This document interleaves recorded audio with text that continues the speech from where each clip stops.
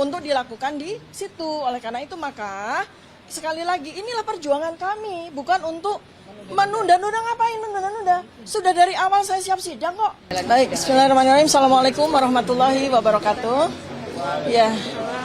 Ya, terima kasih kawan-kawan media sekalian mewakili seluruh masyarakat Indonesia. Pada hari ini kami sudah mengikuti persidangan untuk pra peradilan itu dengan acara tadi adalah mendengarkan jawaban dari ahli dari pihak JPU ya. Nah, saya sudah mempersiapkan berkas yang mungkin ini belum diketahui oleh seluruh masyarakat Indonesia, yaitu terkait amar putusan. Jadi berkali-kali kami sampaikan di sini bahwa apa yang saya dan para advokat saya TPDT ini perjuangkan di pra peradilan itu adalah tegaknya hukum, ya. Karena apa yang dilakukan oleh JPU dengan amar putusan yang sudah jelas ditetapkan, ya, bahwa dakwaan saya ini batal demi hukum, tetapi ternyata JPU terus melanjutkan dengan sidang pokok perkara, di mana itu jelas mengabaikan dari hukum yang sudah ditegakkan pada sidang saya terkait dengan perlawanan atau eksepsi saya, ya.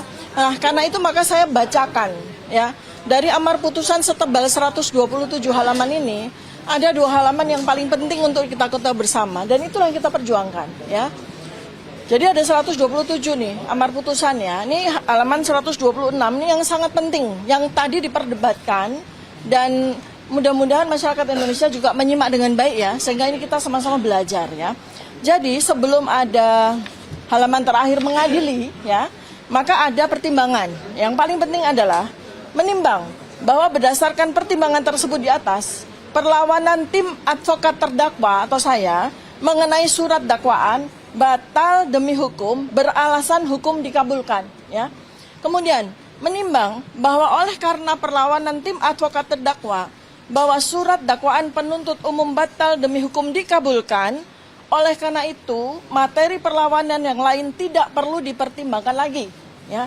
Kemudian menimbang bahwa oleh karena perlawanan tim advokat terdakwa diterima, maka pemeriksaan perkara ini tidak dapat dilanjutkan. Kemudian menimbang bahwa karena perkara tidak dapat dilanjutkan, maka berkas perkara atas nama terdakwa T. Fauziah Tiasuma beserta seluruh barang bukti harus dikembalikan kepada penuntut umum. Itulah artinya null and void, ya. Perkara ini dianggap tidak ada, sudah hangus, sudah hancur, sudah ibarat kata bangunan sudah rata dengan tanah, ya. Ya. Maka kemudian memperhatikan sebelum mengadili ya, memperhatikan pasal 75 ayat 2 huruf B, ayat 3 dan pasal 206 ayat 1 Undang-Undang Nomor 20 Tahun 2025 tentang Kitab Undang-Undang Hukum Acara Pidana atau KUHAP ya. Maka ya, ini keputusannya ya, mengadili, menyatakan perlawanan dari tim advokat terdakwa dakwaan batal demi hukum diterima. Ya, menyatakan surat dakwaan penuntut umum nomor rek perkara PDM 133 dan seterusnya tanggal 22 Juni 2026 atas nama terdakwa T. Fauziah Tiasuma batal demi hukum.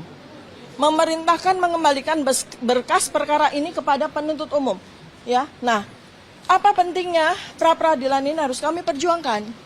Karena sesungguhnya JPU itu diberikan kesempatan, ya, yaitu di mana? Di pasal 206, yaitu banding. Nanti advokat kami akan menjelaskan, yaitu banding. Ini yang kami perjuangkan. Kalau Anda memang tidak puas JPU, silakan Anda banding. Kami siap untuk bersidang bukan di pengadilan negeri, tapi di pengadilan tinggi. Itu ya. Jadi sekali lagi ini saya berikan penjelasan jelas kepada seluruh masyarakat Indonesia bahwa Dr. Tifa itu tidak mangkir. Dr. Tifa itu tidak lari. Tetapi kami mempertahankan apa yang jadi amar putusan. Ini adalah hasil hukum Indonesia. Nah, mengapa JPU justru menggunakan ya pasal 75 ayat 4 yang tidak ada di amar putusan ini? Artinya itu adalah pengabaian hukum. JPU sudah diberi kesempatan tidak digunakan, malah melakukan pengabaian hukum dengan menggunakan pasal 75 ayat 4 yang tidak ada. Nah, itulah yang disebut sebagai ignoratio legis, mengabaikan hukum. Ya saya udah belajar hukum juga nih sama Lebih pinter daripada iya, advokatnya. ignorasio legis namanya. Dan hal yang ketiga yang terpenting nanti akan disambung adalah begini. Pada saat sidang perkara saya sudah jalan selama 4 kali lalu kemudian eksepsi saya diterima. Mengapa diterima? Karena sudah jelas pada dakwaan ini perlawanan kami dikabulkan karena terjadi 2 error. Satu adalah error in objecto, yang kedua adalah error in persona. Nah, kalau sidang yang diminta oleh JPU ini dilanjutkan, maka terjadi 3 error yang ketiga, yaitu apa? Error in prosedur. Jadi kalau sidang saya ini dipaksakan untuk jalan, ya, maka terjadi 3 error. Apakah kita membiarkan? Apakah kita membiarkan kesalahan demi kesalahan itu terjadi? Maka karena itu kami berjuang pra-peradilan ini. Begitu ya, teman-teman ya. Silakan dilanjutkan. Oke. Terima kasih. Wirawan. Jadi apa yang disampaikan oleh Dr. Tifa itu begini. Jadi kalau putusan setelah mengatakan batal demi hukum, itu artinya kalau penuntut umum itu akan memperbaiki surat dakwaan harus atas perintah atau atas kesempatan yang diberikan oleh hakim. Nah, sepanjang persidangan itu, sepanjang putusan disampaikan itu tidak pernah ada hakim memberikan kesempatan itu, dia langsung nyelonong aja memperbaiki. Jadi inilah yang disebut dengan pengabaian ketentuan hukum. Seharusnya menggunakan pasal 206, tapi dia langsung memperbaiki tanpa perintah hakim. Jadi itu materi dari pasal 75 ayat 4 itu hakim tidak pernah memberi kesempatan kepada penuntut umum untuk memperbaiki surat dakwaannya, namun dia melakukannya tanpa ada kesempatan yang diberikan oleh hakim. Itu saja poin dari saya. Silakan. Jadi dengan adanya pra-peradilan yang sekarang ini berlangsung, sebetulnya yang paling ingin dicapai oleh kubunya Dr. Tifa itu apa sih katanya Pak? Yang ingin dicapai agar penuntut umum itu mengajukan banding atas putusan setelah itu ke pengadilan tinggi, betul. Nanti akan kita lawan dengan kontra memori banding gitu kan, kita lawan di pengadilan tinggi juga gitu. Nah, itulah yang kami sebut dengan upaya hukum yang sesuai dengan ketentuan undang-undangnya. Tidak ada penggunaan 75 ayat 4 itu diberikan kepada jaksa. Undang-undang memberi kesempatan kepada hakim kemudian baru memberikan kesempatan kepada. Kemarin juga ada konferensi pers dari Peradi Bersatu yang bilang bahwa Dr. Tifa ataupun juga Mas Roy ini sengaja banyak ngajuin pra-peradilan untuk kemudian menunda yang utama. Oke, saya jawab ya.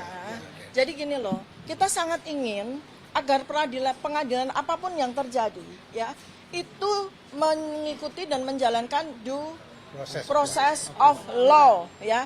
Nah, sekarang ini dengan amar putusan yang sudah ada, itu jelas JPU itu melakukan pengabaian atau melakukan pembelotan hukum.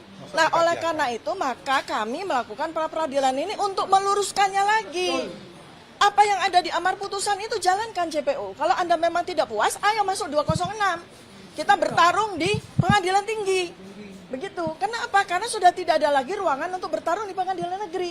Karena hakim pengadilan negeri sudah memutuskan untuk menolak surat dakwaan dan menyuruh mengembalikan seluruh berkas perkara. Jadi sudah nggak ada lagi kesempatan untuk dilakukan di situ. Oleh karena itu maka sekali lagi inilah perjuangan kami, bukan untuk menunda-nunda. Ngapain menunda-nunda? Sudah dari awal saya siap sidang kok, ya kan? Sekarang kemudian setelah 4 kali bersidang di PN Jaktim hakim menyatakan kalau mau lanjut perbaiki banding. Oh ya, ayo mari kita banding. Tinggal kasih saja saya alamatnya di mana itu pengadilan tinggi. Saya akan ke sana tepat waktu insya Allah. Ya. Kalau ada tuduhan, kami takut dengan pokok perkara. Kenapa penuntut umum takut banding?